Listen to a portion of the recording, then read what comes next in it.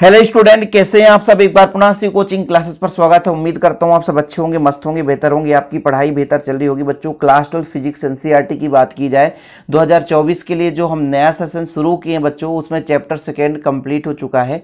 Chapter second के हम objective question, one line fact में यदि बात करें, हम महत्वपूर्ण सूत्र की या महत्वपूर्ण क्वेश्चन सब कुछ अपलोड कर दिया बच्चों। न्यूमेरिकल क्वेश्चन का सीरीज अलग से मैं लाऊंगा 2024 के लिए, आप लोग निश्चिंत रहें, जिसमें केवल और केवल फिजिक्स केमिस्ट्री के आंकिक क्वेश्चन ही कराए जाएंगे। तो आप लोग आंकिक प्रश्न पर बिल्कुल परेशान नहीं होंगे, चाहे वो एनसीईआरटी का होगा चाहे अदर बुक का होगा, आपको पूरा न्यूमेरिकल क्वेश्चन मिलेगा हमारे चैनल के माध्यम से, आप निश्चिंत रहें। फिलहाल आज हमारा जो चैप्टर स्टार्ट हो रहा है चैप्टर 3 है ना, जिसे हम विद्युत धारा के नाम से जानते हैं, करंट इलेक्ट्रिसिटी। मतलब इस चैप्टर में विद्युत धारा से संबंधित पूरा कंप्लीट अध्ययन होगा। जैसे आज ही हम विद्युत धारा से ही रिलेटेड कुछ बेसिक चीज़ें चर्चा करेंगे। जैसा कि आप लोगों को मैं हमेशा कहता हूं बच्चों कि किसी भी चैप्टर का पहला लेक्चर एकदम बेस होता है। जैसे आज के इस लेक्चर में हम केवल और केवल बेसिक चीज़ें चर्चा करेंगे, जो पूरा चैप्टर आपको काम आने वाला है। अब विद्युत धारा ही नहीं पता होगा बच्चों तो फिर दिक्कत हो जाएगी ना। तो आज का मेन टॉपिक भी हमारा विद्युत धारा भी है, ठीक है, करंट इलेक्ट्रिसिटी है। तो चलिए शुरू करते हैं। सबसे पहले इसका कुछ बेसिक अवधारणा है। परिभाषा तो वैसे भी यदि कोई देखेगा कि किसी चालक के किसी परिच्छेद में आवेश प्रवाह की दर को विद्युत धारा कहते हैं। ये चीज़ आप 10th क्लास से 9th क्लास से पढ़ते आ रहे हैं कि आवेश प्रवाह की दर को विद्युत धारा कहते हैं। बस खत्म कहानी। सबसे पहले एक चीज़ मैं आपको शेयर कर देना चाहता हूँ कि जैसे मान लीजिए कोई व्यक्ति घर बनाता है तो उसे मिस्त्री कह दिया जाता है, कारीगर कह दिया जाता है। तो ये जो शब्द है किसी न किसी ने अपने आप अपने विचार से रखा होगा। ऐसे ही बच्चों, जैसे मान लीजिए कोई मिट्टी डालता है, उसे मजदूर कह दिया गया। तो ये जो मजदूर शब्द है ना, किसी व्यक्ति ने स्टार्ट से वो नाम ले दिया होगा जिसके कारण उन्हें मजदूर कहते हैं। हमारा नाम मान लीजिए सोनू मोनू कुछ भी है, बचपन से ही किसी ने नाम रख दिया, उसी आधार पर हमें अब अंत तक पहचानेंगे, लोग हमें उसी नाम से जानेंगे। ऐसे ही आवेश प्रवाह को विद्युत धारा कह दिया गया। इसे अब हम भी जानते हैं, लोग जब से इसे नाम दे दिए तब से जान रहे हैं और आगे भी जानेंगे। चीजें क्लियर है? तो ये क्वेश्चन कोई बच्चा नहीं करेगा कि सर इसे विद्युत धारा ही क्यों कहा जाता है। भाई, विद्युत धारा नाम रखा गया कि किसी चालक में यदि आवेश का प्रवाह हो रहा है तो इसमें आवेश का बहना एक धारा है जो कि विद्युत धारा का निर्माण करता है। ठीक है बच्चों, चीजें क्लियर है? जैसे संपूर्ण चीजों की खोज की गई। भाई, अभी इसके पहले जो चैप्टर आप सेकेंड पढ़ रहे थे, स्थिर वैद्युत विभव एवं धारिता, जिसमें आप लोग विभव के कंसेप्ट को अच्छे तरीके से समझे हैं। जैसे मैं आपसे कहता हूं कि मेरे पास एक चालक है A और दूसरा चालक बच्चों B है, ठीक है। एक में आपके पास अधिक आवेश है, एक में कम आवेश है। मान के चलता हूं ये दोनों चालक हैं और दोनों चालक आवेशित हैं बच्चों। क्या है? आवेशित हैं। दोनों चालक आवेशित हैं। अब एक में आपके पास अधिक चार्ज है, एक में कम चार्ज है। समझ लो, कुछ भी हम मान के चलते हैं, या हम ऐसा भी तो कह सकते हैं कि एक पर प्लस चार्ज है, ठीक है, और एक पर माइनस चार्ज है। इस पर हम कहते हैं माइनस चार्ज है। दो हमारे पास A और B आवेशित पृथक्कृत चालक हैं। हम ये भी कहते हैं कि भाई साहब इसका विभव अधिक है, विभव अधिक है, विभव अधिक है, मान के चलते हैं, ठीक है, और इसका विभव कम है, इसका विभव कम है। और फिर इन दोनों को जोड़ दें। आवेशों का पुनर्वितरण सिद्धांत आपने पढ़ा है।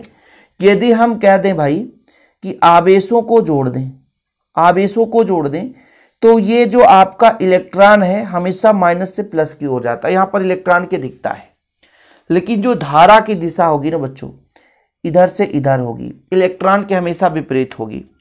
अच्छा, आवेश बहना संभव नहीं है, लेकिन इलेक्ट्रॉन जिधर बह रहा होता है उसके विपरीत दिशा में हम मान लेते हैं कि इधर धनावेश बह रहा होगा। यही आवेश बह रहा है और इसी प्रवाह को धारा नाम दे दिया गया। ये साफ आपके बुक में लिखा हुआ मिल जाएगा कि यदि किसी चालक में धनावेश का प्रवाह कहा जाए तो धनावेश का प्रवाह कभी भी संभव नहीं होता, केवल और केवल ऋणावेश प्रवाह होता है। तो इतना तो पता है कि ऋणावेश इधर जा रहा है तो कहीं ना कहीं वो धनावेश को समाप्त कर रहा है, मतलब कि ये धनावेश भी कहीं ना कहीं अपनी जगह से खत्म हो रहा है। तो कहीं ना कहीं उसको हम मानकर चलेंगे कि नहीं प्रवाह हो रहा है, सीधा फंडा वहां पे समाप्त हुआ। तो यहाँ पे धनावेश चार्ज उत्पन्न हो गया। जैसे इधर ऋण गया तो कहीं ना कहीं वो ऋण निकला होगा, वहां पे धन बनाया होगा। तो यदि ऋण इधर जा रहा है तो कहीं ना कहीं इसमें प्लस चार्ज आएगा। उसी प्लस चार्ज यानी आवेश प्रवाह को हम धारा कह देते हैं। कुछ बेसिक चीजें समझना पड़ेगा बच्चों, इसमें तुक्का वाली बातें नहीं है, कुछ सिद्धांत है जिसे आप लोगों को सीखना पड़ेगा। एक एक पॉइंट हमने चैप्टर सेकंड में आपको बहुत अच्छे तरीके से बताया था कि यदि एक में विभव अधिक है और एक में विभव कम है, यदि दोनों को जोड़ दिया जाए, जैसे हमने कहा ए और बी दो पृथक्कृत चालक हैं बच्चों, ए पर अधिक विभव है, बी पर कम विभव है, दोनों को जोड़ दें तो आवेश का स्थानांतरण अधिक विभव वाले चालक से कम विभव वाले की ओर होगा, मतलब ए से बी की ओर आवेश का स्थानांतरण होगा। अब इसमें आवेश का स्थानांतरण मतलब धन चार्ज ए का समाप्त होगा और कहीं ना कहीं बी पर उत्पन्न होगा, यहां से इधर आवेश जाएगा। लेकिन इलेक्ट्रॉन जो है बच्चों हमेशा धारा के विपरीत जाता है, आवेश प्रवाह हो रहा है इधर धारा, तो इलेक्ट्रॉन इधर जा रहा है। तो जब हम दोनों चालकों को जोड़ते हैं तो आवेश का स्थानांतरण अधिक विभव से कम विभव की ओर होता है। और ये कब तक होगा बच्चों? जब तक कि दोनों का विभव समान नहीं हो जाता। ठीक है, दोनों का विभव समान नहीं हो जाता तब तक ये होता है। और इसी स्थिति में माना गया भाई कि ये विभव समान हुआ, इसका मतलब है आवेश का स्थानांतरण तो हुआ है। और आवेश का स्थानांतरण देखा गया कि भाई यहां पर आवेश बह रहा है और इसी प्रवाह को हमने एक धारा का नाम दिया, लेकिन उस धारा में एक चीज जोड़ दिया कि विद्युत धारा। पानी बहने की दर को हम धारा कह सकते हैं ना, कि बहुत तेज, जैसे आप लोग देखते हैं दुग्ध धारा है ना, दूध धारा, ऐसे आप लोग बहुत नाम सुने होंगे। पानी के बहाव का धारा नाम दे दिया जाता है बच्चों, जल प्रपातों को भी दे दिया जाता है। तो इसमें धारा पानी के प्रवाह को बोल देते हैं। इसी प्रकार आवेश बह रहा तो यहाँ पर जोड़ दे विद्युत धारा। तो इस प्रकार से हम निश्चित रूप से इसकी परिभाषा दे सकते हैं कि किसी भी चालक के किसी परिच्छेद से आवेश प्रवाह की दर को धारा कहते हैं। दर मतलब समय के साथ। भाई यहाँ पर हमने कहा कि जैसे इन दोनों को जोड़ा तो आवेश जो है अधिक विभव से कम विभव की ओर होता है और ये कंटिन्यू चलता रहता है। और कब तक चलता है? जब तक कि विभव समय समाप्त नहीं हो जाता। मतलब इसमें भी कुछ ना कुछ तो समय लगा होगा, इसलिए इसकी एक परिभाषा दे दी गई कि भाई जो विद्युत धारा की परिभाषा यदि आपसे कोई पूछे तो आप कहोगे कि बस समय के साथ, क्या समय के साथ जितना आवेश बहा वो उसका विद्युत धारा कहलाया। क्या कहलाया बच्चों? विद्युत धारा। या हम ऐसे कह दें कि विद्युत धारा को I से रिप्रेजेंट करते हैं, आवेश Q से और टाइम T से, तो I बराबर Q/T। इससे एक फार्मूला भी निकल कर आ जाएगा। Q बराबर कभी यदि आपको निकालना है तो I × T हो जाता है। सही है कि नहीं? मतलब कूलाम जो है धारा गुणे समय के बराबर होता है। ऐसा भी फार्मूला कभी कभी देखने को मिल जाता है, तो आप लोगों को परेशानी नहीं होनी चाहिए। तो यहाँ पर बच्चों इसका मात्रक भी हम चर्चा कर लेंगे, लेकिन फिलहाल कुछ ऐसी भी चीजें आपको आपके बुक में देखने को मिल जाते हैं जो कि बेसिक चीजें हैं। कि मान के चलता हूं किसी परिच्छेद से, मान लीजिए पहले टाइम कितना होगा T, फिर आवेश प्रवाह की दर शुरू हुई, आवेश प्रवाह की दर शुरू हुई, आवेश प्रवाह की क्रिया शुरू हो गई, मान लीजिए।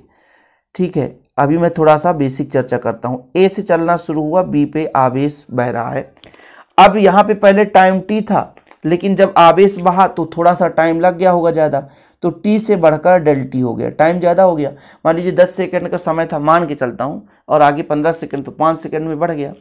इस स्थिति में आवेश का जो प्रवाह है, मान के चलता हूं कि यहां से जो आवेश गया ΔT समय में आवेश जो है ΔQ चला गया, ΔQ चला गया ना भाई। अति सूक्ष्म समय में ये जो आवेश है ना वो ΔQ चला गया। तब हम I बराबर कह सकते हैं कि यदि अल्प समय आ गया ΔT में, मतलब इस समय में कितना आवेश गया तो ΔQ गया, तो इसमें भी आपको परेशानी नहीं होनी चाहिए, इसमें भी परेशानी नहीं होनी चाहिए।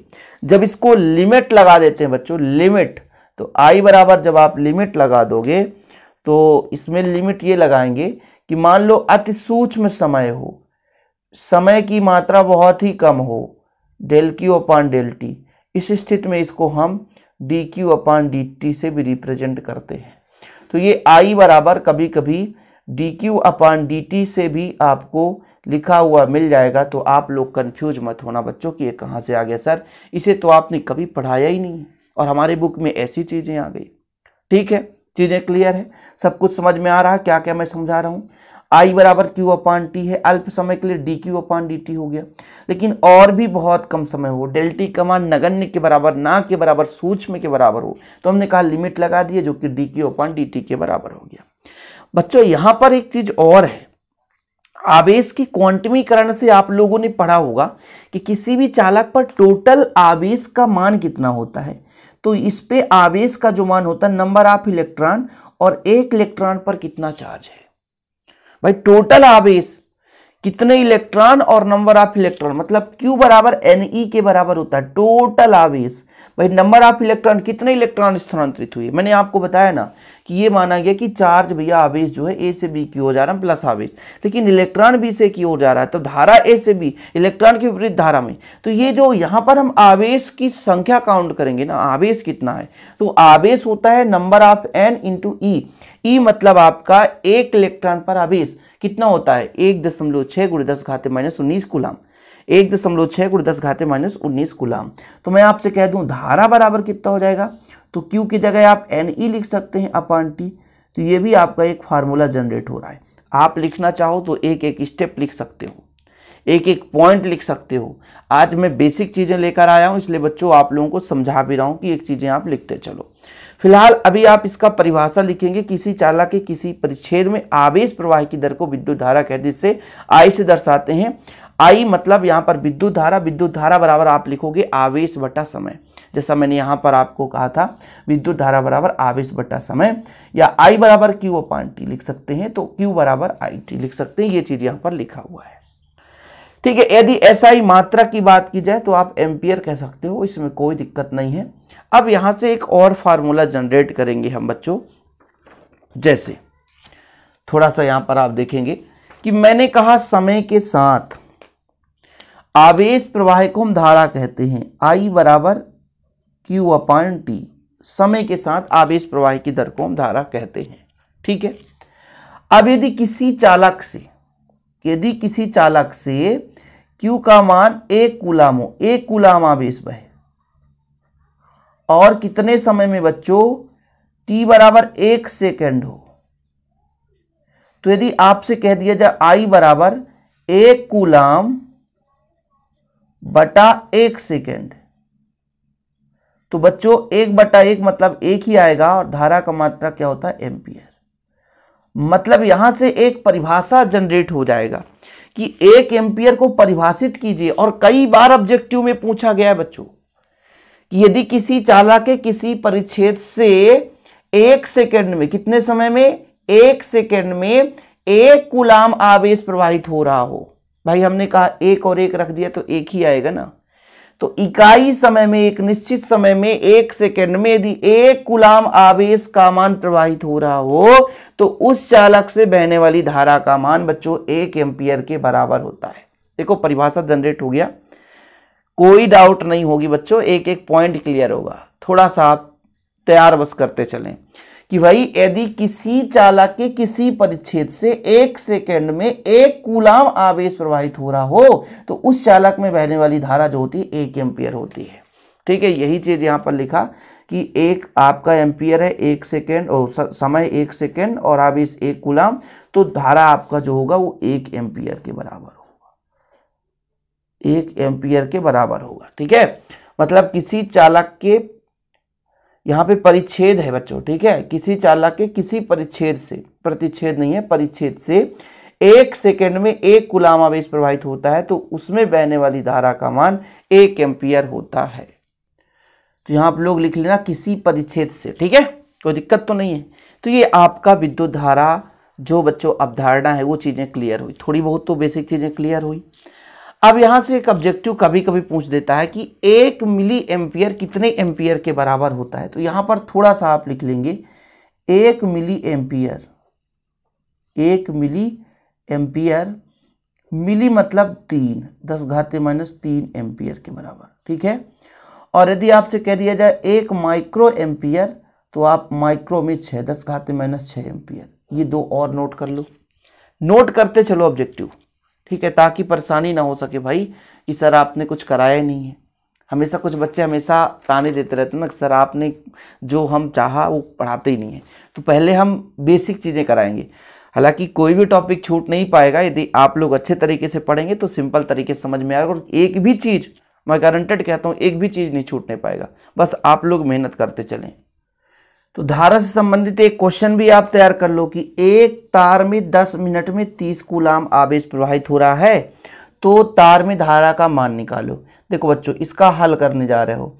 यदि t बराबर आप देखो तो 10 मिनट है, कितना है 10 मिनट, मतलब 10 गुणे 60 करोगे तो ये सेकंड में बदलेगा, ठीक है। और यदि आवेश का मैं कहूँ, आवेश का मान है वो 30 कूलाम है। कितना बच्चों, 30 कूलाम। तो I बराबर क्या होता है, Q/T होता है, यानी 30 बटा आपका 10 गुणे 60 होता है। 30 दूना हो गया, मतलब 1/20 हो गया, भाग न पहुंचे लब्धे शून्य, फिर 0, 20 पंचा शून्य हो गया। ये आपका आ गया एम्पियर में, आंसर आ गया। देखो एक लाइन में आंसर आ गया। ऑब्जेक्टिव क्वेश्चन ऐसे पूछ दिया जाता है बच्चों। अब इसके बाद इसकी प्रकृति की बारी आती है कि विद्युत धारा की प्रकृति कैसी होती है बच्चों। तो विद्युत धारा अदिश राशि है। अगला आप नोट कर लेंगे बिल्कुल स्टार बना के कि विद्युत धारा की प्रकृति, विद्युत धारा अदिश राशि है, बिल्कुल नोट कर लेंगे। This is a very very important, objective में कई बार पूछा गया है, ठीक है, क्योंकि विद्युत धाराओं को अदिशों के योग के नियम से जोड़ा जा सकता है। ठीक, कोई दिक्कत तो नहीं बच्चों। तो विद्युत धारा क्या है, अदिश राशि है, ये आप लोग नोट कर लेंगे, ठीक है। अच्छा, विद्युत परिपथ किसे कहा जाता है? आप लोगों के जहान में एक शब्द आएगा विद्युत परिपथ। जब आगे आप पढ़ोगे कि विद्युत परिपथ किसे कहते हैं, आप लोग हेडिंग लगाते चलें। ऐसा नहीं है कि आपको मैं लिखा रहा हूं तो बस फोकट में बच्चों, इनको नहीं लिखना है, सब लिखना है। विद्युत परिपथ किसे कहते हैं? जिस पथ पर विद्युत धारा बहता है, जिस पथ पर विद्युत धारा, जिस पथ पर विद्युत धारा क्या होता है बच्चों, प्रवाह होता है, यानी बहता है। जिस पथ पर विद्युत धारा बहता है उसे हम क्या कहते हैं, विद्युत परिपथ कहते हैं, विद्युत परिपथ कहते हैं। नोट कर लिया आपने कि जिस पथ पर विद्युत धारा बहेगा उसे हम विद्युत परिपथ कहते हैं। चलिए आगे जो हमारा टॉपिक है बच्चों, धारा घनत्व, ठीक है, करंट डेंसिटी से है कि धारा घनत्व किसे कहते हैं। घनत्व का मतलब एक निश्चित एरिया में मात्रा। जैसे आप किसी विद्यालय में 10 छात्र हैं, और मतलब एक कक्षा में बात करता हूँ, विद्यालय में तो बहुत बड़ा विद्यालय है तो 400 से 500 छात्र होंगे। आप 12th क्लास में हैं, आपके क्लासरूम में 10 छात्र हैं और 10 टेबल है, तो बढ़िया आप सिंगल बैठे होंगे, सही है कि नहीं, आराम से खुले विचार में, एकदम कोई डेंसिटी नहीं, विरल माध्यम में बैठे हैं। वहीं पे यदि 10 छात्र और आ गए, फिर आपको 2-2 लोगों को बैठना होगा बेंच में। कितने लोगों को? 2-2 लोगों को भाई, क्योंकि थोड़ा जनसंख्या बढ़ गया है, एरिया उतना ही है, क्षेत्र उतना ही है, लेकिन जनसंख्या बढ़ गया। कहीं 10 छात्र और आ गए, मतलब 30 हो गए, तो फिर बताओ 3-3 बच्चों को बैठना पड़ेगा एक बेंच में। और ऐसी स्थिति में आपको गर्मी भी लगेगी, आप पास पास भी बैठोगे, मतलब आपका घनत्व तो बढ़ रहा है। एरिया आपका फिक्स है। ऐसे किसी चालक में एरिया फिक्स रहे लेकिन धारा का मान बढ़ता जाए, सही है कि नहीं है, तो घनत्व तो बढ़ता जाएगा। इसलिए तो कहते हैं घनत्व किससे मतलब डिफाइन करेंगे हम, एरिया में कितना धारा बह रहा है। बच्चों का घनत्व तो कैसे निर्धारित होगा कि आपके क्लासरूम में कितने बच्चे एक्स्ट्रा बैठ रहे हैं, उससे ना निर्धारित होगा कि कितने बच्चे बैठ रहे हैं, उस पर डिपेंड करेगा। तो बच्चों आपके क्लासरूम में कितने बच्चे बैठते हैं, ऐसे ही किसी चालक पर उसके एक निश्चित क्षेत्रफल पर कितना धारा है, कितना धारा बह रहा है, वो उसका धारा घनत्व तो कहलाएगा, जिसे हम कैपिटल जे से दर्शाते हैं। यानी धारा घनत्व का यदि कोई सूत्र आपसे पूछे तो धारा घनत्व बराबर विद्युत धारा की मात्रा है। किसकी बच्चों? विद्युत धारा की मात्रा है। लेकिन कहां पर? अनुप्रस्थ परिच्छेद का क्षेत्रफल, अनुप्रस्थ ऐसे लिखते हैं ना, अनुप्रस्थ परिच्छेद का क्षेत्रफल। मतलब किसी चालक में धारा तो बह रहा है, लेकिन एक निश्चित एरिया पर कितना धारा बह रहा है। यदि मान के चलता हूं बच्चों कि एक निश्चित एरिया का क्षेत्रफल कैपिटल ए है, अनुप्रस्थ परिच्छेद का क्षेत्रफल, और विद्युत धारा आपका आई है, तो धारा घनत्व J बराबर, ये J है, ठीक है, इसको आप थोड़ा सा ये लो, ये धारा घनत्व J बराबर I बटा ए हो जाएगा। क्या होता बच्चों? I बटा ए। अच्छा, अभी आपने पढ़ा है कि चूंकि सर I बराबर, तो हमने ये भी पढ़ा है Q अपान T, सही है, तो J बराबर कितना हो जाएगा?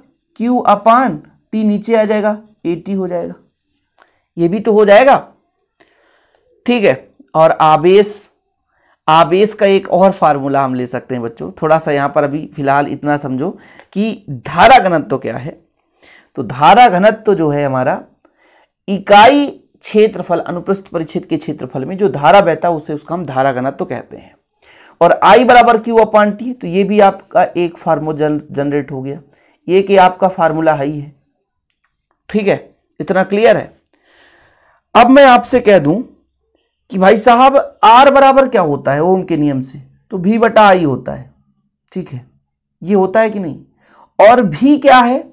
आवेश को ले जाने में किया गया कार्य है, तो आपका I हो जाएगा, मतलब W बटा Q नॉट I। और आप ही बता दो भाई साहब, यहां पर मैं J का मान रिप्रेजेंट कैसे कर दूं? तो यहां पर बच्चों Q का मान रखूंगे तो भी ठीक नहीं, कोई बात नहीं, ये R का मान है, तो इसे आप कह सकते हो R बराबर V बटा I, ये ठीक है, एक अलग फार्मूला जनरेट हो जाता है। R कहाँ में दी? आवेश के फॉर्म में करना चाहे तो कर सकते हैं, लेकिन फिलहाल धारा घनत्व तो J बराबर Q अपान AT तो लिखना ही लिखना है, ठीक है। तो ये चीज लिखा भी रहता है बच्चों, लेकिन आपको समझाना जरूरी रहता है, क्योंकि आप लोगों के सिलेबस में है, तो आप लोगों को दिक्कत ना हो सके कि भाई धारा घनत्व तो I बटा A है, किंतु यदि मैं आपसे कह दूं कि I का मान Q अपान T है, तो Q अपान T रख देंगे, तो Q अपान AT हो जाएगा। इसका मात्रक आपसे पूछा जाए तो मात्रक आप आसानी से बताएंगे। देखिए, मैं मात्रक निकाल कर समझाऊंगा, परेशान होने की जरूरत नहीं है। मात्रक कैसे निकलेगा? देखिए, आपका धारा है बच्चों, धारा का क्या होता है बताओ ना? एम्पियर होता है। क्या होता है? एम्पियर। तो आप एम्पियर लिख दो, बटा क्षेत्रफल का क्या होता है बच्चों? Metre square. तो ये आपका एम्पियर प्रति मीटर स्क्वायर हो गया, ठीक। और इसकी प्रकृति की बात की जाए भी, धारा घनत्व, ये भैया सदिश राशि है। विद्युत धारा अदिश राशि है, लेकिन धारा घनत्व तो सदिश राशि है। ये आप लोग नोट कर लेना, बिल्कुल नोट कर लेना बच्चों।